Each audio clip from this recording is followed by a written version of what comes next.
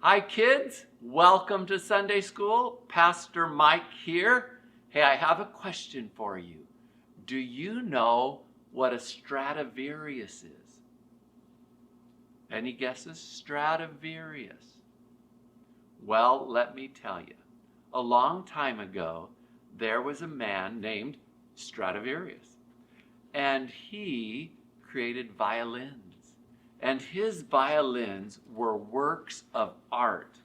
And it was in 1995, one of his violins was stolen. And you know how much that violin was worth? $3.5 million. That is a lot of money. And you know what? They haven't found that violin yet. It's out there somewhere in the world. Can you imagine the person who finds it, what it's going to be like for them? You know, sometimes things get stolen. I remember when I was a kid, I got a radio. Now, back in my days, a transistor radio was pretty cool. Nothing like, today it's nothing. But back in those days, it was cool.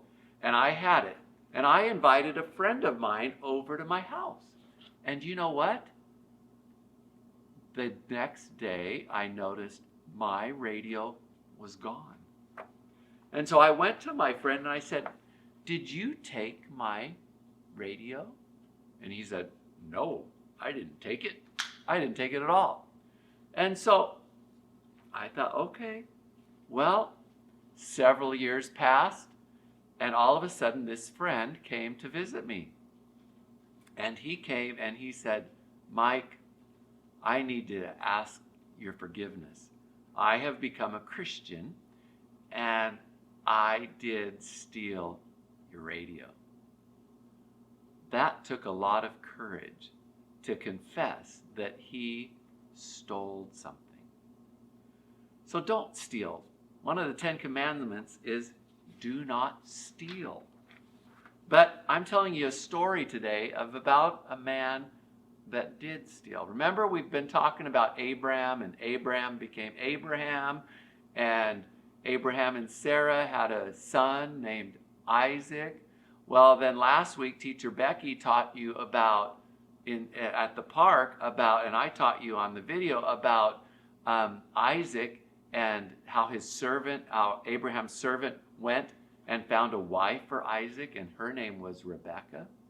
Well, Isaac and Rebekah had children. So here is the story from Genesis chapter 25. Isaac had twin sons, Jacob and Esau. Esau became a very good hunter. Jacob was a quieter man who enjoyed staying home. Isaac loved Esau, and Rebekah loved Jacob. Sounds like trouble there. Well, one day Jacob cooked a stew, and Esau came home and said, "Let me eat some of the stew because I am so hungry. And I'm so tired, I don't even have energy to cook it." Well, Jacob answered and said, "Give me your birthright." A birthright was a special right a firstborn son had that would give him twice as much money and possessions as the other sons in a family one day when the father died. Esau replied, "I am about to die, so what use is a birthright to me?" So Esau gave his birthright to Jacob. Then Jacob gave Esau some stew. Sadly, Esau did not value the special promises God had made Abraham's family. One day, as Isaac was getting older, he asked Esau to go hunting and bring back some food. Isaac planned to bless Esau. A blessing was a special way of making the oldest son the new leader of the family. Rebekah, Esau, and Jacob's mother overheard Isaac's plan, and she came up with a plan to trick Isaac. With Rebekah's help, can you imagine? With the mom's help, Jacob dressed in Esau's clothes and covered his hands with animal skins, hairy animal skins.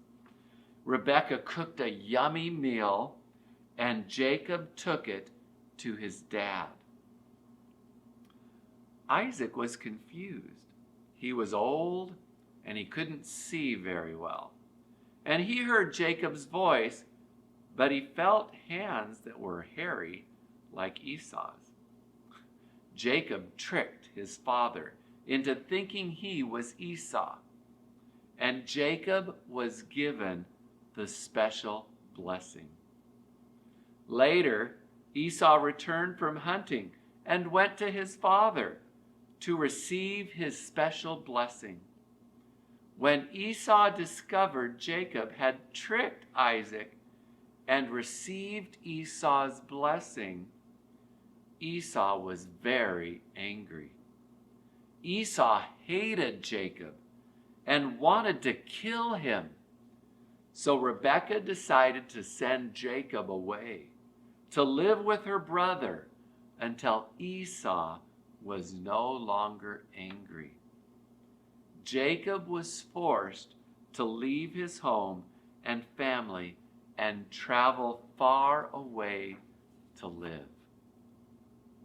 You know, Jacob stole that blessing from Esau. He tricked his father. All of that was sin. It wasn't the right thing to do.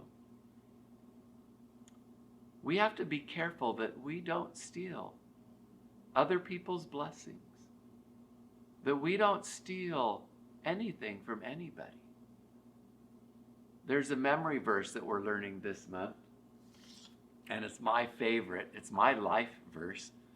I quote this verse a lot, and it's a very valuable verse for you to memorize. And it's Proverbs 3, 5, and 6. Trust in the Lord with all your heart, and do not lean on your own understanding. In all your ways acknowledge him, and he will make straight your paths. Proverbs 3, 5, and 6. So today I want you just to learn that first part. Trust in the Lord with all your heart. Can you say that with me? Trust in the Lord with all your heart. One more time. Trust in the Lord with all your heart. Start there. Well, that's the story of Jacob. Now, I have a special guest because they made a stew. And so I have a good friend of mine who's going to come and teach you how to make a stew. Who do you think I'm talking about? A good friend of mine who likes to cook, who has recipes galore. Are you ready? Get ready. In fact, I'd encourage you or family to maybe make this recipe. It might be fun together. So here it is. Here's the recipe. Here's my special friend.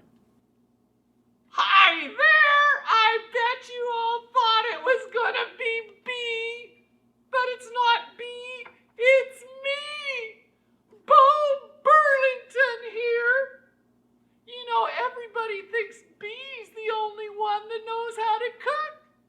But you know what? When I was on the rails, I learned some recipes too. So here's a recipe for you. Are you ready? This is called, it has a lot of different names. It could be campfire stew, or it could be mulligan stew.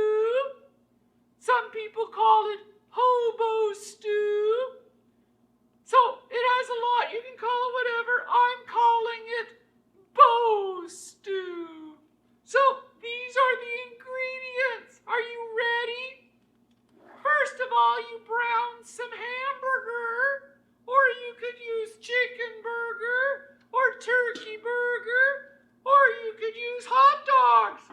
So you put it in there. You just put it in your pot. Oh, I forgot to wash my hands. I better wash my hands, you know. Cleanliness is important. So you put your hamburger in there. Then you take a can of whatever you want. I have some pinto beans. I'm pouring in there. Yeah, pinto beans. I have some kidney beans. I'm pouring it in there. Look at there. You can get whatever cans you want. I have some corn. You pour it in there. Yeah, baby, look at there. I have more vegetables. I hope I can get it open. Oh, no. Just a second. I can't find a scissors, so I'll just sort of stab it. There we go. Got some vegetables in there too. Then you can put some noodles in there. I just got some egg noodles. Pour that in there. Now I gotta get something to mix it up. Here we go. I'll mix that up. You probably need to put a little bit of water in there too. I'll put some water in there later. And you just put it on the burner and cook it. And then you can eat it and you can make some cornbread too. Now, you know what? If you don't like all that stuff, you know, you can do what my wife does. She just goes to the store and gets a can of beef stew and she cooks it. I think my recipe was a little harder than hers, but you know what? I just had hers in there too. Why not? It'll add flavor. There we go, and stir it up. Oh man, doesn't that look good? You want to look? There it is. Doesn't that look tasty? I can't wait to have that for dinner tonight. Thanks, Pastor Mike, for inviting me back. Oh, it feels so good. We'll see you maybe again next time. Oh, I think I hear B coming. Oh,